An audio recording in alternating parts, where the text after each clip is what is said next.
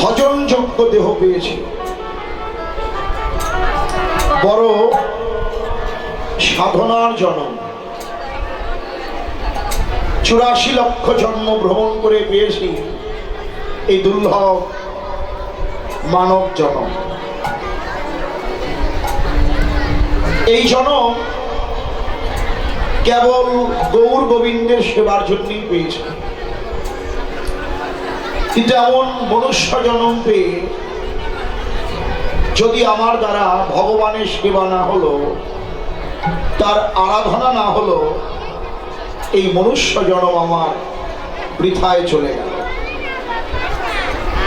আর এই মানব জন্মকে ধন্য করবার জন্যই আজকে আপনারা এসেছেন এই বৃন্দাবন ধাম। এখানে আপনারা আছেন, বর্তমান স্মরণে আছেন গুরু কৃপানি, এবং আপনাদের ভজন চলছে। এই কীর্তন স্মরণের মধ্য দিয়ে ভক্তদের ভজন পূর্ণ হয়, পূর্ণাঙ্গ হয়। কথাটা বললেন কে? ডক্টর মহানামব্রত ব্রহ্মচারী। তিনি বললেন যে ঘরে বসে 1 বছর বিভিন্ন পূজা পার্বণ, ত্রিসন্ধ্যা গায়ত্রী উপবাস থেকে 1 বছর বিভিন্ন ব্রত করে তোমার যতটুকু পরমাত্মার খোরাক লাভ হবে, যদি একদিন 1 রাত্র অখণ্ড মনোযোগে, মানে রাত দিন 24 ঘন্টা যদি এক ধ্যানে এই গৌর গোবিন্দের নিত্যলীলা, অষ্টকালী নিত্যলীলা যদি স্মরণ করা যায়, তাহলে 1 বছরের পরমাত্মার খোরাক একদিনে লাভ হয়ে কৃষ্ণকে।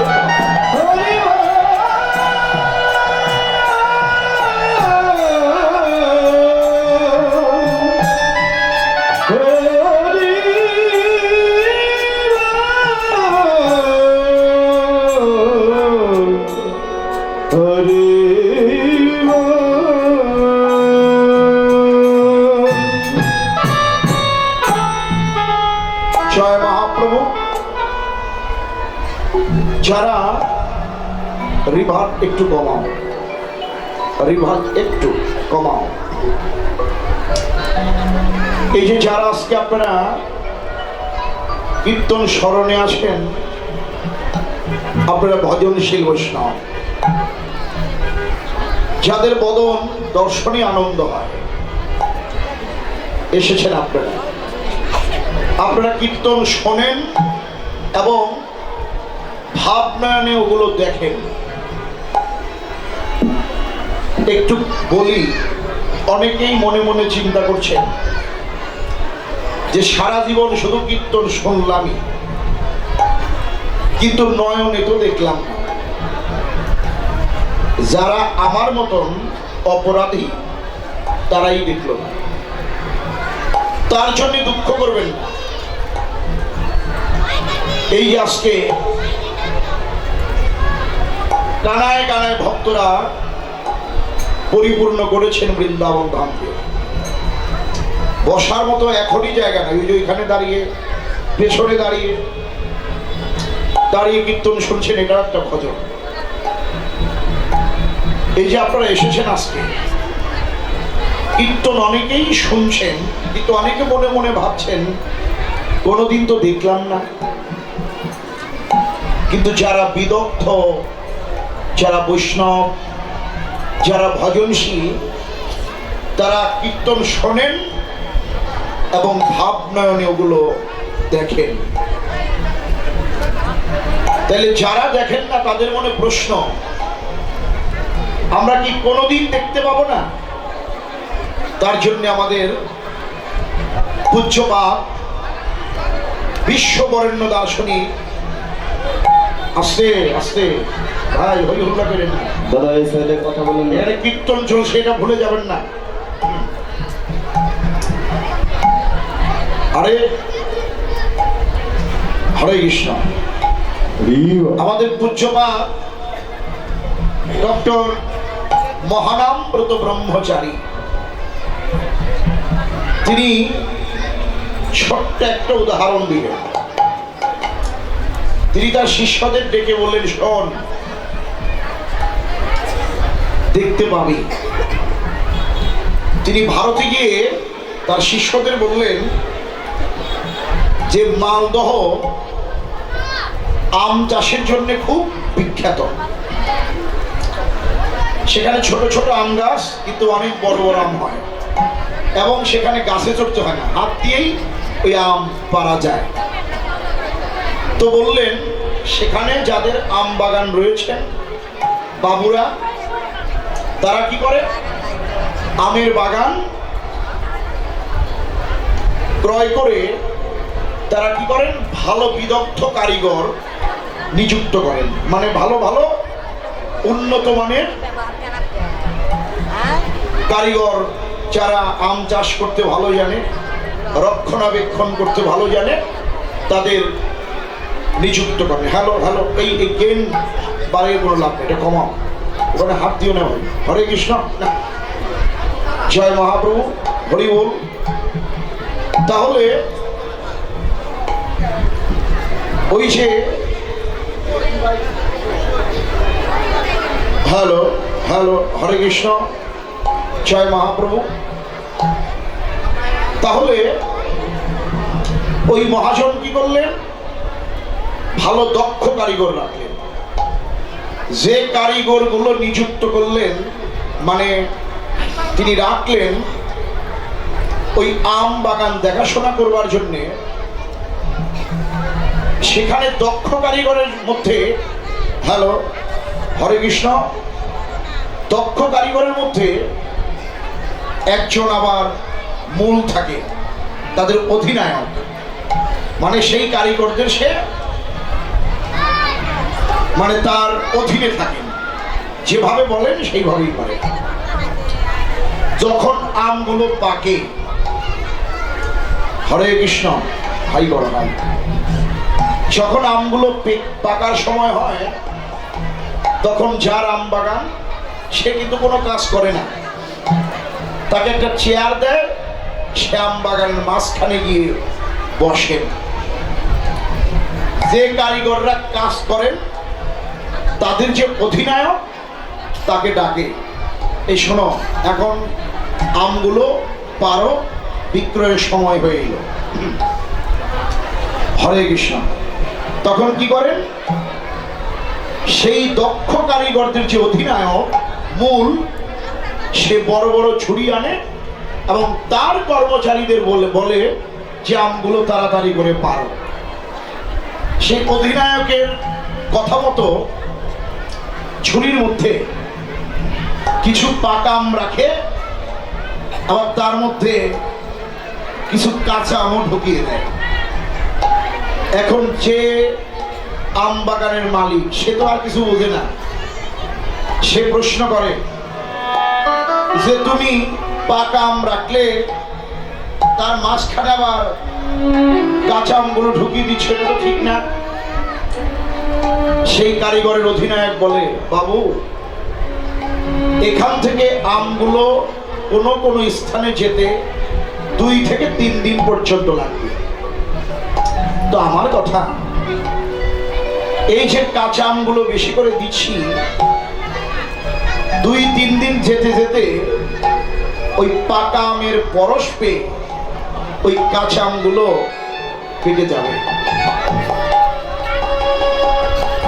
এই যে উদাহরণটা দিল মহানামব্রতজি, তার শিষ্যদের বলল, শোন, যারা কীর্তন শোনেন, যারা বিদগ্ধ শ্রোতা, তারা পাকা আমের না। যখন তারা লীলা স্মরণ করেন, তাতে চিনবেন কিভাবে যে তারা ভাবনয়নে লীলা দেখছেন, তারা লীলা স্মরণ করেন, তাদের অঙ্গ পুলকিত হয়, কেঁপে ওঠেন। নয়ন পথে বাড়ি বরিশন হয়। আরেকটি লক্ষণ, যাহার বদন দেখে মুখে আইসে কৃষ্ণ নাম, তাহাকে জানিও বৈষ্ণব সমান। যে ভক্তদের বদন দেখেই আনন্দ হয়, তারাই হলো রসিক ভক্ত। তারা রসের সাগরে নিমজ্জিত হয়ে রসকীর্তন শ্রবণ করে তারা ভাব নয়নে সেই গৌর গোবিন্দের লীলা দর্শন করে। যদি পারো সেই সমস্ত ভক্তকে বক্ষে জড়িয়ে ধরে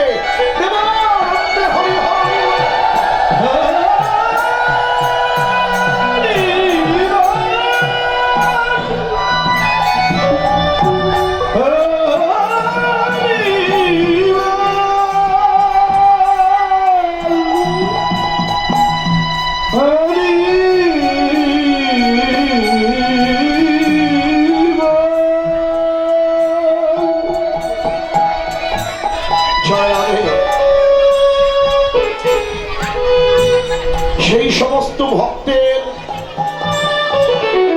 পরশে ভক্তের সঙ্গ করে তুমি একদিন ওই ভাব নয়নে ভগবানের লীলা বিলাস দর্শন করতে পারো। তাই তো আপনারা অনুরাগী বৈষ্ণব, ভজনশীল বৈষ্ণব, ভগবানের লীলা কথা স্মরণ করুন, ভজনে থাকুন, ভক্ত সঙ্গ করে এই দুর্লভ মানব জনমকে ধন্য করে দিন। প্রথমেই গৌরচন্দ্রিকা।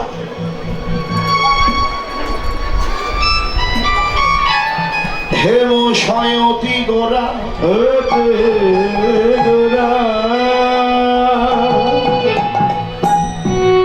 সুমধুর হাসথরা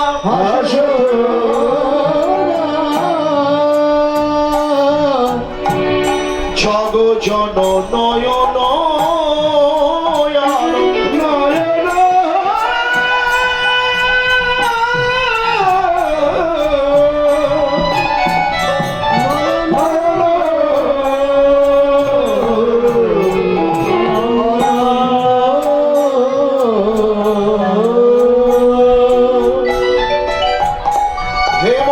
সোনা। ছয় মানে চেয়েও, সোনার চেয়ে অতি মনোহর গাড়ি আমার গৌর রূপ ও মাধুরী। এই জগতে সোনা হচ্ছেন প্রাকৃত ধাতু, আর আমার গৌর হচ্ছেন অপ্রাকৃত বস্তু। এই অপ্রাকৃত কোন বস্তুকে প্রাকৃত ধাতু দিয়ে তুলনা করা যাবে না। কারণ কি? তার তুলনা কেউ তুলনা, তার তুলনা কেবল তারই সাজেন। তুলনা নেই তার ত্রিভুবন মাঝে। সেই মহাপ্রভুর তুলনা হয় না। কিন্তু প্রশ্ন, যদি তুলনা নাই হবেন, তাহলে পদকর্তা কেন বললেন হেমশয় অতি গোরা? তিনি তুলনা করেন নাই। ওই গৌর রূপের পাশে তিনি এক খণ্ড স্বর্ণের টুকরো উপস্থাপন করলেন। তিনি দেখল যে তুলনা তো হবেই না, কিন্তু একটা বৈশিষ্ট্যের একটা মিল রয়েছে। কেমন মিল? এই জগতের সোনা গলে যায়। কখন গলে মা? যখন সোনার সঙ্গে সোহাগা মিশ্রিত করে অগ্নিতে তাপ দেওয়া হয়, সোনা গলে যায়। ঠিক তদ্রূপ আমার গৌর সোনাও গলে। এই গৌর সোনাকে যদি গলাতে চাও, সোহাগাও লাগবে, তাপও লাগবে। প্রশ্ন হয়, এটা তো অপ্রাকৃত সোনা, তাইলে কোথায় পাবো সোহাগা আর কোথায় পাবো সেই তাপ?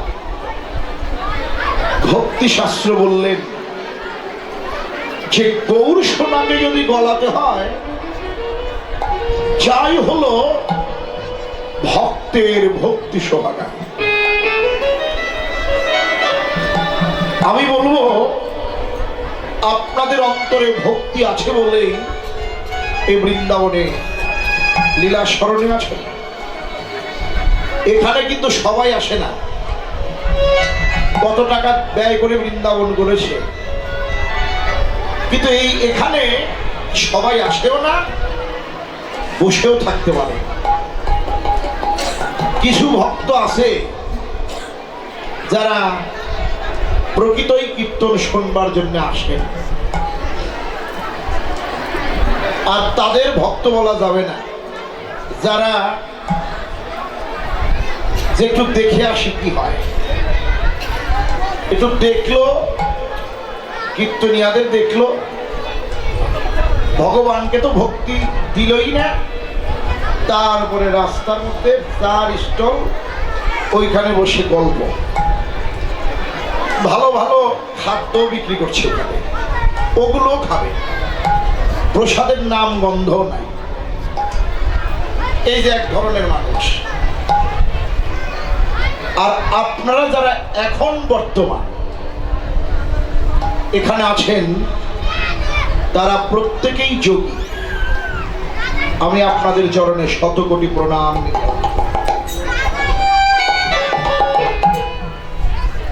কারণ ভক্তি না থাকলে টানা ঘন্টার পর ঘন্টা বসে কীর্তন শ্রবণ, এটা কোনোদিন সম্ভব নয়। মা, আজকে আপনারা এখানে এসেছেন আপনাদের ভক্তি আছে বলে, আর আপনাদের এই ভক্তিটাকে এখন গৌর চরণে অর্পণ করুন। এই ভক্তির নামই হলো সোহাগা, যার নাম হলো ভক্তি সোহাগা, ভক্তের ভক্তি সোহাগা।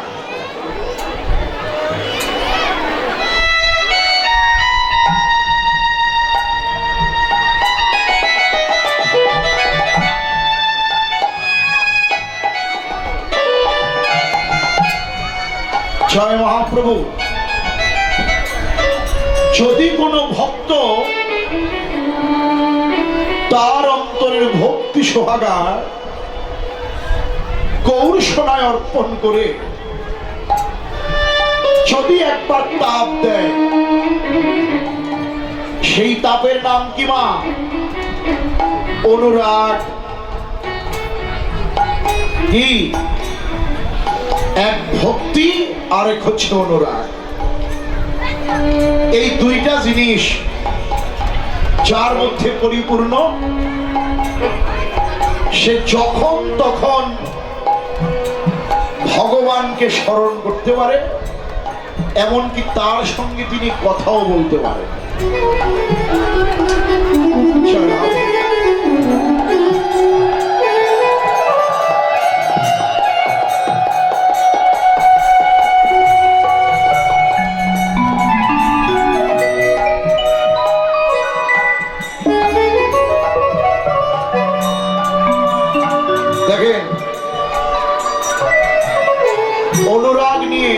কত কথা আসে।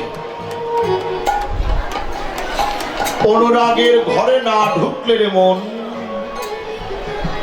মুখের কথায় কৃষ্ণ ভজন হবে না। তোরে বৈষ্ণবে না করলে কি পা, এই দেহ ভাবযোগ্য হবে না। তাইলে অনুরাগও চাই, ভক্তি এবং অনুরাগ। অনুরাগটা কেমন? একটা রাগ আর একটা হলো অনুরাগ। রাগে হয় সর্বনাশ, অনুরাগে হয় কৃষ্ণ প্রাপ্তি। এখন অনুরাগটা কেমন? যেমন বাল্যকালে হনুমান, পবন পুত্র হনুমান, সে আকাশে সূর্যকে দেখে মনে করেছিল একটা পরিপক্ক আম ফল, ওটা খাবার জন্যে ধেয়ে যাচ্ছিল, যে ওইটা আমি খাবই। দেখলো সর্বনাশ, একে যদি না থামাই তাহলে তো সূর্যকে গিলে খাবে। এই যে আমি ধরবই, তাতে যদি আমার মৃত্যু হয় হোক। এটাই হলো অনুরাগ, যে আমি ভগবানকে পাবই, চেষ্টা চালিয়ে যাও। যদি আগেই ভাবো কেউ পায় নাই, আমিও পাবো না, এটা ভুল। যে আমার দ্বারা, মূর্খের দ্বারা কোনোদিন সম্ভব নয় ভগবানকে পাবো, এটা বললেন তো পিছিয়ে রইলেন। যে না, যতদিন দেহে প্রাণ পাখি থাকে আমি ভগবানকে খুঁজবো, আর যদি কোথাও পাই তাকে আমি জড়িয়ে ধরবো। হরিবল হরিবল। এটাই হচ্ছে অনুরাগ, যে আমি ভগবানকে ধরবই। যেমন আপনারা ভগবানকে ধরবার জন্যে, পাবার জন্যে বারবার বৃন্দাবনে আসেন। ভগবান বলেছেন, একটা গানের মধ্যে আমরা বলি, হে বিরাট তুমি, হে বিরাট তুমি ক্ষুদ্র রূপে,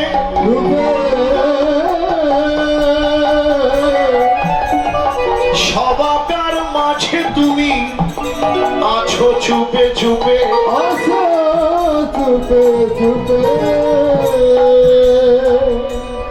তাকে তোমায় ধরতে গেলে দাও না ধরা,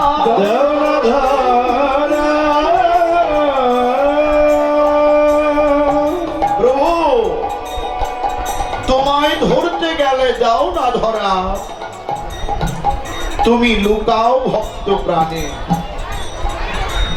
এখানেই আমরা বুঝতে পারি যে ভগবান কোথায় থাকে। লুকাও ভক্ত প্রাণে, পরাণে তোমায় ডাকিনি গো হরি, ডেকেছি শুধু গানে। ভক্তের মাঝেই তিনি আছেন, প্রতিটি মানুষের মধ্যেই তিনি সূক্ষ্ম পরমাত্মা রূপে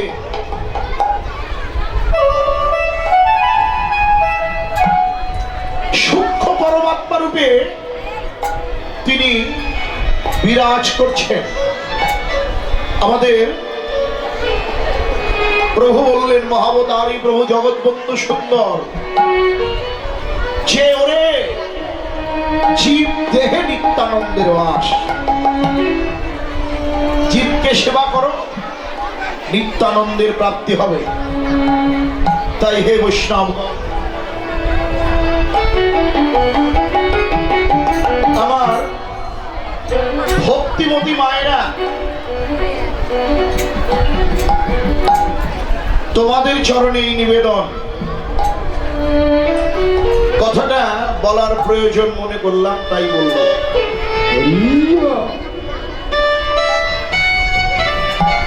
যদি বাড়িতে কোনো অতিথি আসে, কোনো দিনও বিরক্তি মনে করবেন না, ভাববেন সে আপনার গৃহের নিত্যানন্দ।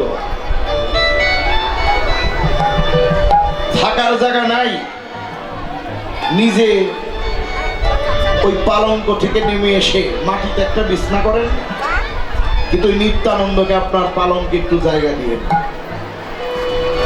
সে কেমন মানুষ সেটা কিন্তু দেখবেন না, তাইলে কিন্তু ভজনে ঘাটতি করবে।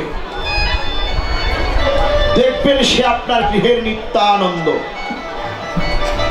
তাইলে ভগবানকে যে পাবো, কি করে পাবো? মানুষের মধ্যেই সব।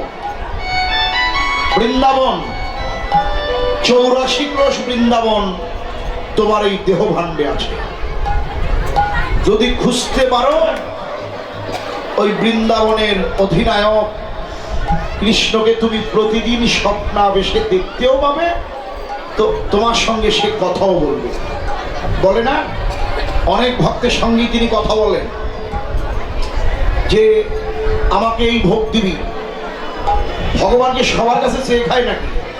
রসিক জনার কাছে তিনি চেয়ে সেবা করেন যে আমাকে সকালে এই ভোগ দিবি, দুপুরে এই ভোগ দিবি। বলেন যে আমাকে সামনে এত তারিখে আমার পুজো করবি। এগুলো আদেশ হয়, দেবদেবীরা আদেশ করেন, সবাইকে করেন। যারা রসিকজন তারাই দেখতে পায়, তারাই শোনেন ভগবানের কথাগুলো। তাই মা, আবারও বলছি, যদি বাড়িতে কোনো অতিথি আসেন তাকে কোনোদিন অমর্যাদা করবেন না, এবং যতটুকু পারেন তার সেবা করুন। এবং আপনার সেবায় যদি সে সন্তুষ্ট হয়, তিনি মন থেকে আপনাকে একটা আশীর্বাদ করবে। সে বলতে পারে ভগবান তাকে তুমি ভালো রেখো, বা আরেকজনকে গিয়ে বলতে পারে অমুকের বাড়িতে গিয়েছিলাম, খুব ভালো মানুষ, যা সমাদর করলো, এটাও একটা আশীর্বাদ।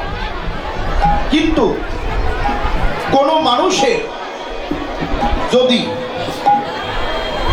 একটা দীর্ঘশ্বাস পড়ে যে হায় রে, মনে বড় ব্যথা পেলাম, এটাই হবে আপনার জীবনের অভিশাপ।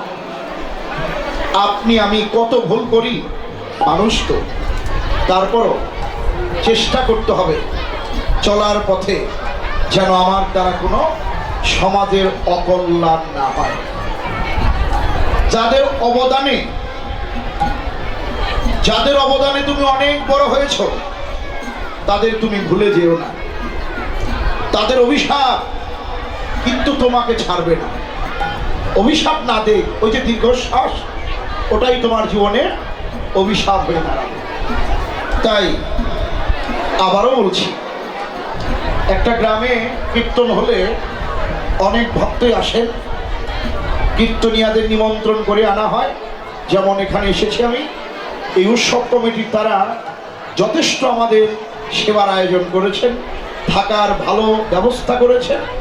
আমরাও খুশি যদি কোথাও গিয়ে, কারণ বাড়ি ঘর ছেড়ে 6টা 7টা বাস আমরা ঘুরি, যদি একটু থাকার জায়গাটা ভালো হয় তাইলে আমরা একটু আনন্দ পাই, এবং মনে মনে ওই গৃহকর্তাকে একটু আশীর্বাদ করি যে ভগবান যাতে তাকে আরো দেয়, এবং সে যাতে ভক্তের সেবা করে মানব জীবনকে ধন্যাতীত ধন্য করে।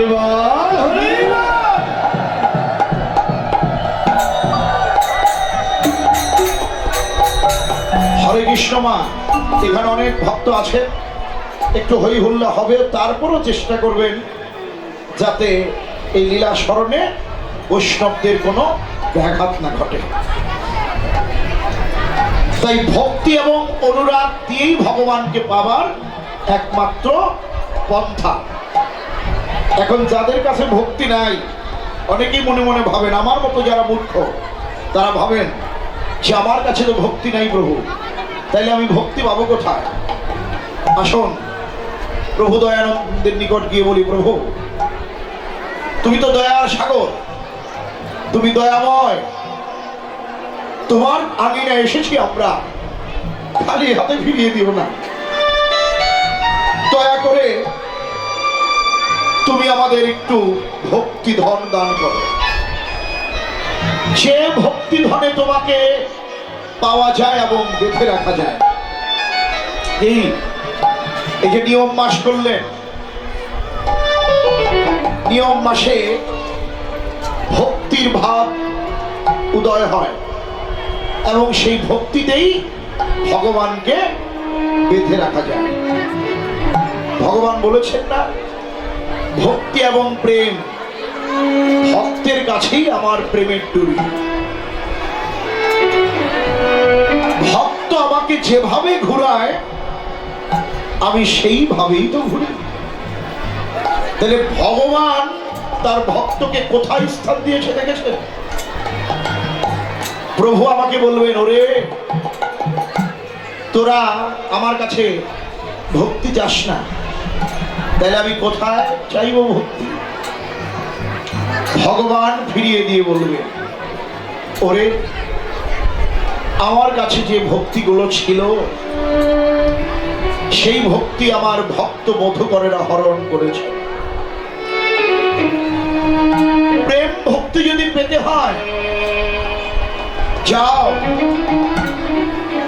দেখে এসো, দয়ানন্দের মন্দির প্রাঙ্গণে হয়েছে নিত্য নব বৃন্দাবন ধাম, সেখানে চরণে মণি ধুলায়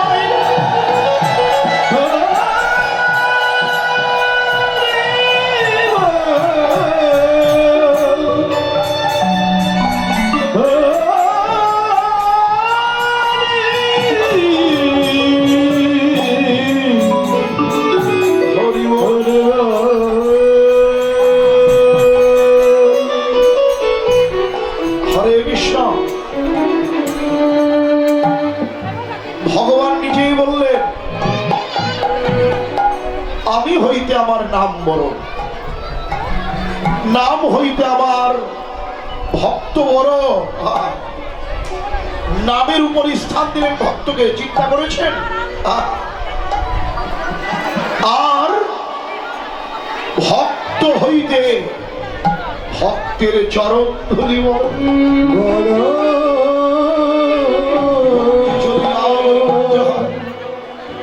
ছুটে যাও বৃন্দাবনে,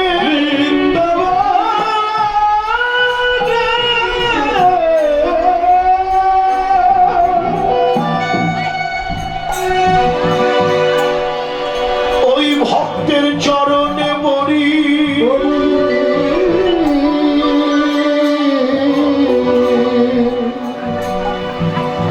একবার সুখে দিও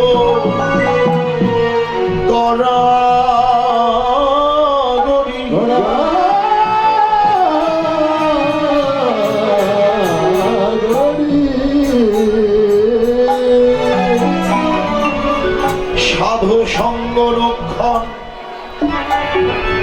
মার্জন হয় ভজন।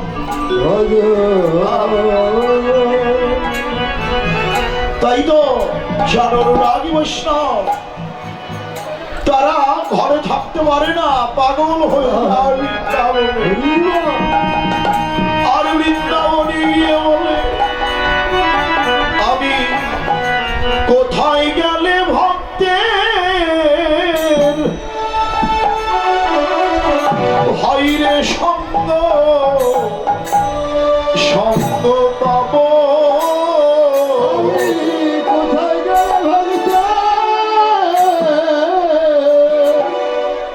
সঙ্গ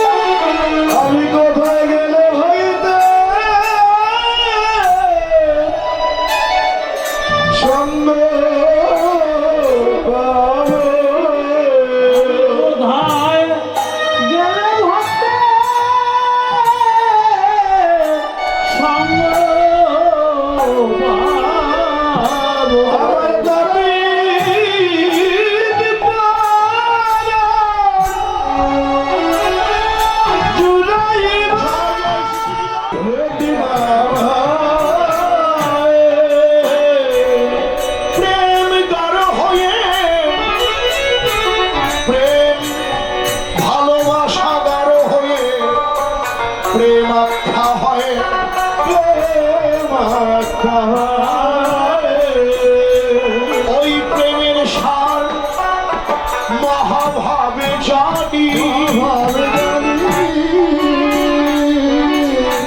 মহাভাবের মূরতি রাধা ঠাকুরানী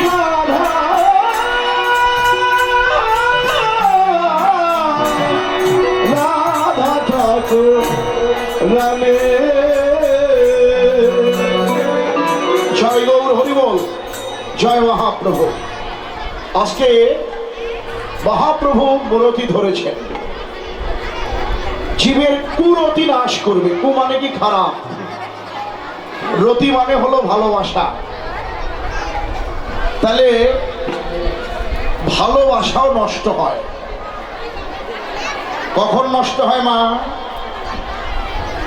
যখন ভালোবাসা আমি কুপাত্রে অর্পণ করলাম। যাকে ভালোবাসা দেবার কথা ছিল তাকে তো আমি ভালোবাসা দিলাম না ভাই। আমার এই ভালোবাসাকে আমি অনিত্য সংসার, মোহমায়া, আত্মীয় স্বজন, বন্ধু বান্ধব সবাইকে আমি বিলিয়ে দিলাম। কিন্তু এই জগতের ভালোবাসা যতদিন স্বার্থ থাকবে ততদিন আপনি তার কাছে ভালো। যখন আপনি তার করতে পারবেন না, তার কোনো সাহায্যে আপনি লাগলেন না, তখন আপনি তো তার কাছে ভালো থাকবেনই না, বরঞ্চ আপনি তার কাছে একটা গুপ্ত শত্রু। চিন্তা করার প্রয়োজন, যে মানুষটার কাছে জিনিসটা চাইলাম সে কি আমাকে দিতে পারবে? কারণ একটা ভালো মানুষও আর্থিক দিক দিয়ে অনেক উন্নত। আপনি তার কাছে 5,000 টাকা ধার চাইলেন, কিন্তু আপনাকে জানতে হবে, বুঝতে হবে যে সব সময় কিন্তু টাকা পয়সা মানুষের হাতে থাকে না। তো ওই দিকটা আমরা দেখিও না। ওই যে স্বার্থাঘাত করলো সে আর মানুষ ভালো নয়। এই মানুষের মধ্যে এই কর্মীটা সারা জীবনই থাকবে। কাজেই ভালো যদি বাসতেই হয়, মাগো ভগবানকে ভালোবাসো, সে আর তোমার স্বার্থ দেখবে না। তাকে ভালোবেসে একটু ফুল তুলসী দাও, তাতেই তিনি সন্তুষ্ট। তাহলে বারবার করে কুমুদ গান লিখেছেন। তার গানগুলো খুব উচ্চমার্গের গান। যে কুমুদের একটা গানে বললেন যে কুমুদ বলে ওরে গদা, আগে আমার কথা ধর, করবি যদি ভালোবাসা, আগে তোর বাসা ভালো। যার সঙ্গে ভালোবাসা করবি তুই, তার সঙ্গে ভালোবাসা করতে চাইলে আগে তোর বাসাটাকে ভালো কর। এটা শিষ্যকে বললেন কুমুদ। তার শিষ্যকে বলার মধ্য দিয়ে গানের এক নাম হলো জ্ঞান। তিনি আমাদেরও শিক্ষা দিল, যাকে ভালোবাসতে চাইছো তুমি, তাকে ভালোবাসতে হলে আগে তোমার এই বাসাটাকে ভালো করো। আর এই বাসাটা ভালো হয় কি করলে? ভগবানের নাম লীলা স্মরণ করলে। লীলা স্মরণ করেন ভাগবতে, আবার স্মরণ করেন কীর্তনে, আবার নাম লীলা কীর্তনের পূর্বেই নাম মহানাম যজ্ঞ হয়, সেই নাম কীর্তন শোনেন। এই যে প্রথম নাম, তারপরে লীলা, কারণটা কি? বিশেষ করে আপনাদের অঞ্চলে অনেক আগের থেকে বড় বড় বিদগ্ধ কীর্তনিয়া যারা, তারা কীর্তন করতেন লীলা কীর্তন, যেগুলো আপনারা শুনে এখন বিদগ্ধ শ্রোতা। এই যে একটু আগেই আমার দাদা ভাই তিনি বলছিলেন তোমার কীর্তন শুনি, তোমার গুরুদেবেরও কীর্তন শুনি। তার গুরুদেবের কীর্তন আমরা অনেক শুনেছি। যিনি ছিলেন আপনাদেরই প্রাণের প্রাণ, স্বর্গীয় নিত্যানন্দ রায় মহাশয়, যার কোনো তুলনা নাই। শুধু আপনাদের কালিয়াকৈরেই নয়, বাংলাদেশের অনেক প্রাঙ্গণে তিনি নিজে ভাগবত পাঠ, নাম এবং লীলা করেছেন। তার তৃতীয় কোনো বিকল্প এখনো হয়নি, আর হবেও না। তিনি এই যে কাইরাগোল, এই ভক্তের বুকুর, সেখানে ওই 1 মাস ভাগবত পাঠ করেছেন, তারপরে তিনি গিরিধারী আশ্রম এবং লীলা কীর্তন করেছেন। তো সেখানে আমি প্রতি বছরই কীর্তন করি সেখানে। তো যখন আমি ওই প্রণামী আনতে গেলাম, সেখানে তার একনিষ্ঠ ভক্ত হরিপদ মাস্টার, তো তার কাছে প্রণামী চাইলাম, দিল। বলে দেখেন, নিত্যানন্দ রায়কে যখন টাকা দিয়েছি সে কমতেনও না, 1 মাস পাঠ, তারপরে একদিন লীলা কীর্তন। তখনকার আমলে 5,000 টাকা আমি দিয়েছিলাম। তো আমি গেলাম, সে হরিপদ মাস্টার বললো, আমি গেলাম সে এই মির্জাপুরের মধ্যে পর্দা, সেখানে তিনি একদিন নাম একদিন লীলা কীর্তন করেছেন, তাকে বিদায় দিল 5,000। তখন হরিপদ মাস্টার নিত্যানন্দ রায় মহাশয়কে বলল যে আমার আগে না, আমাদের সে গিরিধারী আশ্রমে আপনি 1 মাস পাঠ করেন, 1 মাস ব্যাপী পাঠ করেন, নাম করেন, লীলা করেন, আপনাকে মাত্র আমরা 5,000 টাকা দিই। আর এখানে আপনি একদিন নাম একদিন লীলা কীর্তন করি আপনি 5,000 পেলেন, আপনি কোনোদিন তো আমাদের কিছু বলেননি। তখন তিনি বললেন, কেন, এই যে গিরিধারী আমাকে 5,000 দিয়ে দিল, দেখলেন তার দৈন্যতা কতটুকু। সেই জায়গায় আমরা কোনোদিন যেতে পারবো না, কোনোদিনও না। তাদের আনুগত্য স্বীকার না করলে আমাদের কীর্তন করে কোনো লাভ নেই। তার বংশের হই আর তার কাছ থেকে শিক্ষা হোক, তার মতো আমরা কোনোদিন পারবো না। জপ করো, যে ভজে সেই বড়। 4 বর্ণ, বর্ণভেদ না করে যে ভজন করবে সে উঠতে থাকে, সে ব্রাহ্মণ হোক আর চন্ডাল হোক। তাই এই জাতের রেশারেশি এখনো বর্তমানে দেখা যায়, কিন্তু এটা কিন্তু ভেঙে দিলেন মহাপ্রভু। সেইগুলোকে একটু এড়িয়ে চলি আমরা, এগুলোকেই আগে উপস্থাপন করা প্রয়োজন। ব্রাহ্মণে চন্ডালে করে কোলাকুলি, তিনি জাত ভেদ রাখেন নাই। জাতের গর্ব ছেড়ে দাও, যে ভজন করবে সেই বড়। অভক্তহীন ছাড়, কৃষ্ণ ভজনে নাই জাতি কুলাচার বিচার। জাতিকুলের কোনো বিচার নেই ভজনে। তাই প্রতিদিন নাম করো, নাম করলেই নিরাকার ব্রহ্মকে তুমি সাকার রূপে দেখতে পাবে। অনেক সময় দেখি অনেক ভক্তরা কীর্তন শোনেন, জপের মালা নিয়ে জপ করেন, এটা নিয়েও অনেকে সমালোচনা করে। সাবধান, অপরাধ। যে মালা জপ করছেন ওই থলেটা হলো রাসস্থলী, নামের থলি গলায় ঝুলিয়ে রাখলাম, আবার বাড়িতে গিয়ে যেখানে সেখানে রাখলাম, হলো না। সাক্ষাৎ রাসমণ্ডলী ওই নামের থলিটা, তাকে প্রতিদিন একটু গঙ্গা জল দাও, একটু আরতি করো, ওটা ভগবানের পাশে রেখো। যখন জপ করবে হাতে নিয়ে জপ করো, ভুলে যেও না সেটা যে তোমার হস্তে রাসস্থলী রয়েছে। অনেকে জপ করে রাস্তায় হেঁটে হেঁটে, তাই না? এটা নিয়েও অনেকে আলোচনা করি। সাবধান।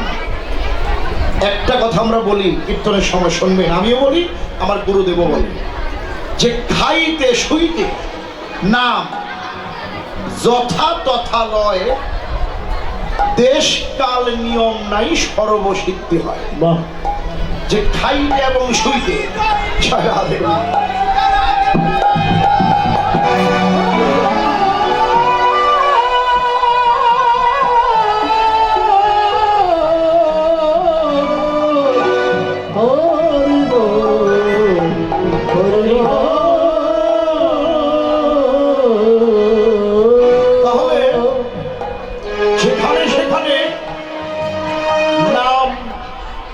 নেওয়া যাবে, তবে মন যদি তোমার পবিত্র থাকে। এবার জপের মালা নিয়ে হাঁটছেন, নাম জপ করছেন, যে ব্যক্তি চলার পথে ওই মাটিতে অনেক ছোট ছোট কীট পতঙ্গ পোকামাকড় অনেক কিছু থাকে না, অলক্ষ্যে যখন আপনার পা ওদের উপর পড়ল, তখন প্রাণীগুলো কিন্তু হত্যা হয়ে গেল। অলক্ষ্যে আপনার একটা অপরাধ হলো। যখন আপনার হস্তে ওই জপের মালা থাকবে, কিংবা জপের মালা নাই থাক, আপনার মুখে কৃষ্ণ নাম থাকবে, তখন আপনার পায়ের আঘাতে যদি কোনো জীব হত্যা হয়, তাতে কোনো অপরাধ থাকে না। নামের দ্বারা সে অপরাধ খণ্ডন হয়। এবং যারা আপনার পদাঘাতে মৃত্যুবরণ করলেন, তাদের একটা পরম প্রাপ্তি হয়। নামের এমনই গ্রাহিকা শক্তি। আরেকটি কথা, জপ করছেন আপনি, নাম জপ করছেন আসরে। অনেকে আমরা বলি কীর্তন শোনে আবার নাম করে, দুইটা একসঙ্গে কিভাবে সম্ভব? এখানে অজপা নাম জপ হয়, শুধু 16 নাম 32 অক্ষর নাম। উপাসনার ঘরে যুগল মন্ত্র, অজপা নাম, এইগুলো তারা আসরে জপ করেন। কখন জপ করেন, কি অবস্থায় জপ করেন?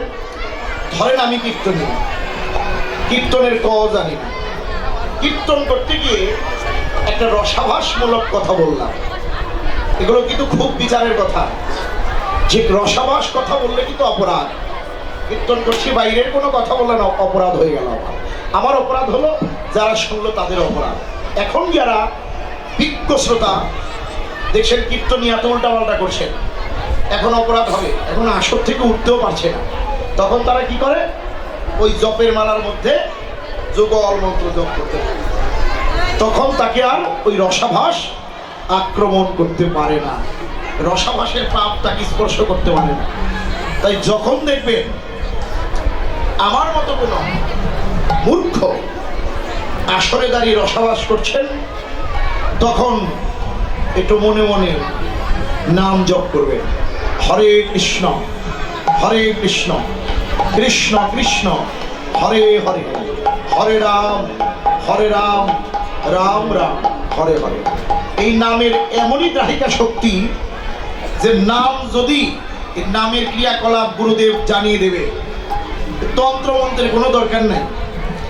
এই ব্রহ্ম নাম, তারক ব্রহ্ম হরি নাম, এর শক্তিকে অনেকেই পরীক্ষা করেছেন। যারা জানেন যে আপনার সঙ্গে কথা বলে না, যে আপনাকে মুখ ঘুরিয়ে চলে, আপনি আপনার ধরে শত্রু, এখন আপনি কি করবেন? ওই নামের 16 নাম দিয়ে এমন এমন কিছু ক্রিয়া আছে ওই জপের মাধ্যমে 1 সপ্তাহ 10 দিন বা 1 মাস জপের মাধ্যমে সেই অবাধ্য ব্যক্তি আপনার বাধ্য হবে। এমন অনেক জ্বলন্ত প্রমাণ রয়েছে। এমন নামের গ্রাহিকা শক্তি। নাম জপের মাধ্যমে রেচকপুরক কুম্ভকের কর্ম দিয়ে আপনার ঘরে মৃত্যুসজ্জা ব্যক্তি, আপনি যতক্ষণ পর্যন্ত তার সামনে থাকবেন তাকে জম স্পর্শ করতে পারবে না। সেই কর্মগুলিও জানতে হবে, এগুলো গুরুদেব বলে দেয়। তাই তেমন শক্তিশালী একেবারে যারা এই সমস্ত ক্রিয়াকলাপ করেন, ভগবানের সান্নিধ্য পেয়েছেন, সেই গুরু শরণাপন্ন হন। কারণ এক কানায় কোনোদিন আরেক কানাকে পথ দেখাতে পারে না। তাই ভালো গুরুর চরণ আশ্রিত হও, যে এই সমস্ত কর্মগুলো আপনাকে জানিয়ে দেবেন। তাই নাম কিভাবে করতে হয়, নাম শুনতে হয়, সেটা চৈতন্য চরিতামৃতে কবিরাজ গোস্বামী পাদ বললেন যে কুবুদ্ধি ছাড়িয়া করো শ্রবণ কীর্তন, অচিরাতে পাবে তবে কৃষ্ণ প্রেমধন। কৃষ্ণ নাম করো, হরি নাম করো। কৃষ্ণ নাম করতে করতে যখন তোমার নয়নে অশ্রু বর্ষণ হবে, তখনই ভাববে যে নামে তোমার প্রেম হয়েছে। তাই তো হে বৈষ্ণবগণ, লীলার এক প্রান্তে দাঁড়িয়ে জগৎবন্ধু সুন্দর নিবেদন তুলে ধরলে, সে আমার ভাগ্যে কবে হবে? গৌর ভক্তরা কাছেন, গৌর হরি ব্রজলীলা স্মরণে কাছেন, কিন্তু আমার ভাগ্যে কবে হবে? কবে আমি হরি হরি বলে তুই নয়নের জলে ভাসিবে ও রসমর। হরি হরি বলে দুলায়ন জানে ভাসিবে রস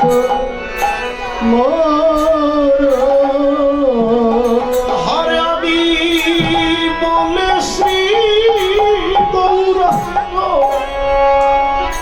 হবে অবসঙ্গ।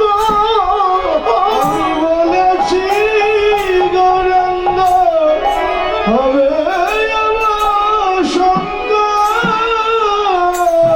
বলেছে গৌরাঙ্গ হবে আমার সঙ্গ যুগল প্রেমে ভরো যুগল প্রেমেতে ভরো।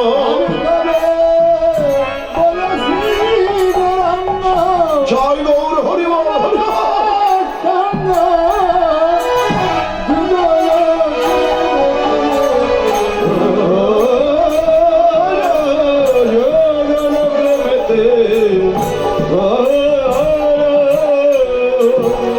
আমি কবে কেন্দ্রে বক্ষ ভাষাই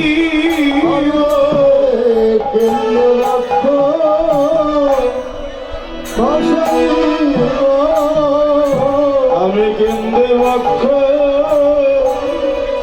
ভাষাইব কেন্দ্রে বক্ষ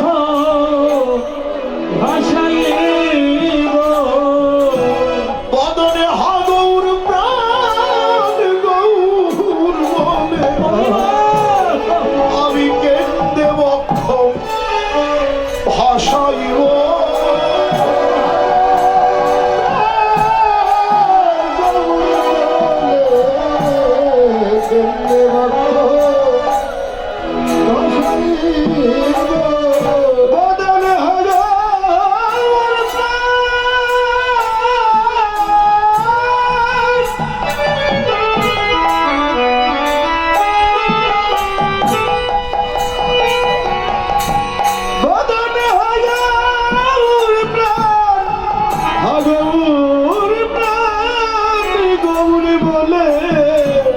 আমি কেন্দ্রে বক্ষ ভাষাইব আমি হা গৌর প্রাণ গৌর বলে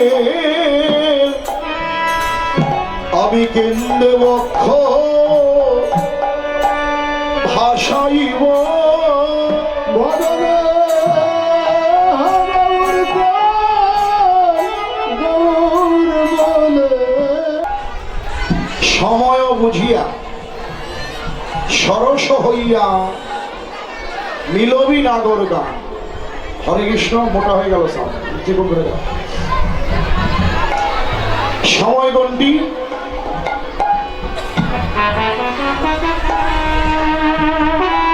অসময় গন্ডি। সময় হলো যৌবনটা,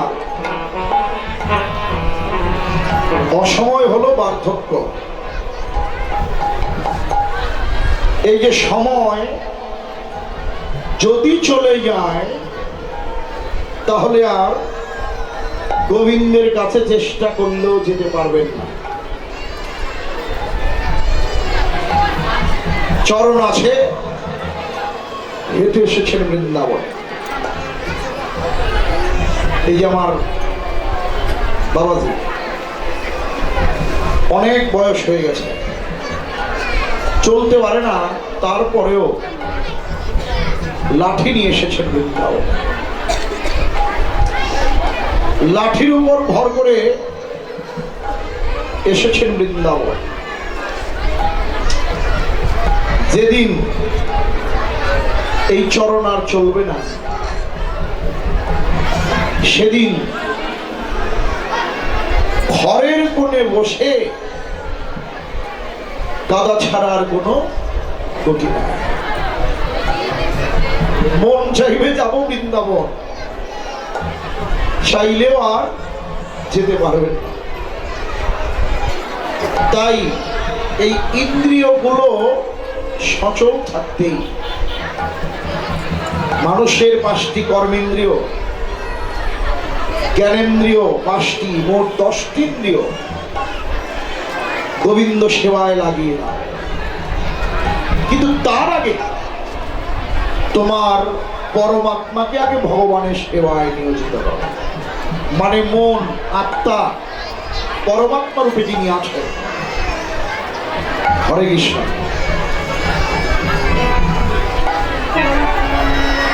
যে এই চোখ আছে, আজকে সব দেখছেন। নাক আছে, গোবিন্দ অঙ্গগন্ধ ফুলের মাধ্যমে নিচ্ছেন। কর্ণ আছে, হরি কথা শ্রবণ করছেন। বদন আছে, হরি নাম করছেন। হস্ত আছে, গোবিন্দ চরণে অর্ঘ্য নিবেদন করছেন। বক্ষ দিয়ে ভক্তকে আলিঙ্গন করছেন। কিন্তু যেদিন দেহ থেকে প্রাণ পাখি চলে যাবে, সেদিন আর চেষ্টা করলেও আপনি আপনার ইন্দ্রিয়গুলোকে ভগবানের সেবায় লাগাতে পারবেন না। তাহলে এটা ভজনযোগ্য দেহ ভাই, সাধনার জনম, সৃষ্টির শ্রেষ্ঠ জনম, দুর্লভ মানব জনম। তাই তো সময় থাকতে ভগবানের চরণে নিজেকে অর্পণ করে দাও, নিবেদন করো। যে ভগবানের নাম করে না, যে প্রাণ খুলে ভগবানকে ডাকেন, ভগবান সেই ভক্তের বোঝা নিজের মাথায় করে বহন করবে। গীতায় ভগবান বলেছেন,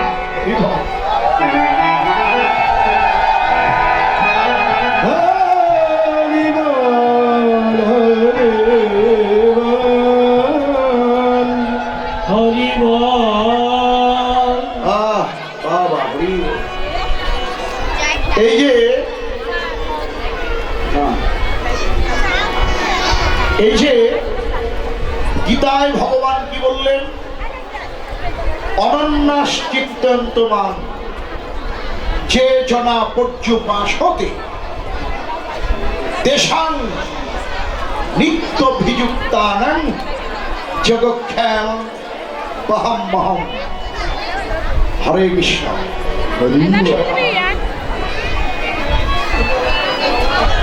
অনন্য চিত্ত হয়ে যে আমার ভজন করেন, আমি তার পারোক্ষ কর্মফল এবং অপারোক্ষ কর্মফল নিজের মাথায় বহন করে। কি পাণ্ডিত্য দিয়ে কিন্তু ভগবানের মহিমা বোঝা যায় না। অর্জুন মিশ্র কি করলেন?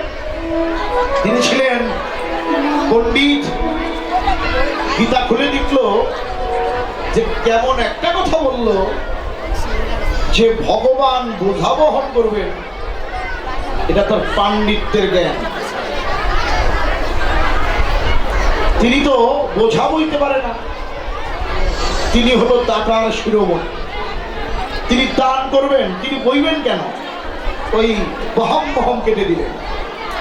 এই যে মা, কথাগুলো শোনে নাই, আমার দিকে তাকান, হাসাহাসি না করে দিকে তাকান। কথাগুলো শোনেন, শোনবার জন্য এসেছেন, গল্প তো সারা জীবনই করবেন। বহম বহম কথাটা কেটে দিল গীতা, দদম বহম লিখল। যে ভগবান দান করবেন, গীতার একটা শব্দ কেটেছে, ভগবানের অঙ্গে আঘাত লাগলো। কারণ গীতা আর ভগবান অভিন্ন। এবার অর্জুন মিশ্রের কর্ম ছিল কি সারাদিন ভিক্ষা করবে, সন্ধ্যাবেলা এসে তোমরা পরে আসো, এই যে রাধাকৃষ্ণ এখন নজনে বসো, কীর্তন শোনো। এখন কি করলেন? ভিক্ষায় বের হলো সকালবেলা। সারাদিন ভিক্ষা করে যা পেয়েছেন তা দিয়ে গোবিন্দ সেবা দেয়। একদিন যায়, দুদিন যায়, অনেক দিন হয়ে গেল, ভগবান তাকে শিক্ষা দেওয়ার জন্য কৃষ্ণ এবং বলরাম দুই ভাই, একজন ধবলকায় একজন কৃষ্ণকায়, দুটি বালক রূপ ধারণ করেছে। আর ওই বালক দুটি কি করলো, মাথার মধ্যে বিশাল বড় একটা বোঝা নিয়ে অর্জুন মিশ্র ভিক্ষায় গিয়েছে। আর এমন সময় এসে অর্জুন মিশ্রের সহধর্মিনীকে বলছে, মা, আরে ও মা, ধরো ধরো, আমরা তো আর বইতে পারি না। মা ছুটে এসে বলছেন, কি গো, তোমাদের এত বড় বোঝা চাপিয়ে দিল কে ঘাড়ের উপরে? আরে তোমার স্বামী অর্জুন মিশ্র রাজার বাড়ির ভালো ভালো পুরস্কার পেয়েছে, উপঢৌকন পেয়েছে, দেখো না, আমাদের ঘাড়ে চাপিয়ে দিয়ে বললো বাড়ি নিয়ে পৌঁছে দিয়ে আয়।